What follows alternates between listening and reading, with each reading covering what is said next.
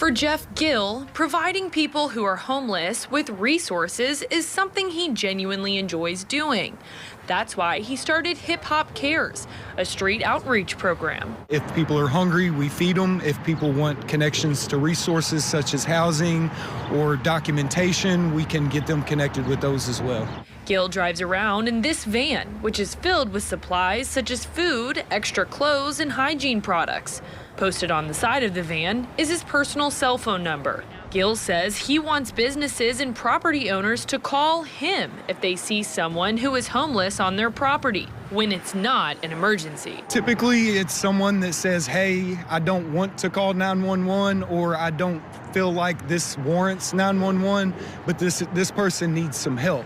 Oftentimes that'll be outside of business hours or on the weekends or on holidays, and I'm available all of the time. Gill then uses his van to transport those individuals to resources that they need, like mental health services, housing, or to recovery centers. One of the resources Gill often utilizes is the Louisville Recovery Community Connection. They're in that survival mode, and a lot of times there's a lot of shame and things involved with that. So once he makes the connection, maybe they'll start to realize, okay, well, they trust Jeff and he cares, and they know that he's not going to send them somewhere that is not going to care as well. He's good. I'm like what he does, because he comes down here, he sets up and feeds the homeless on Sundays.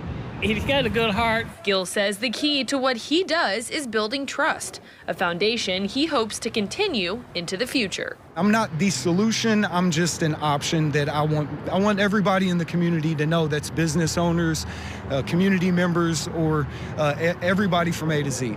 Addie Miners, WLKY News.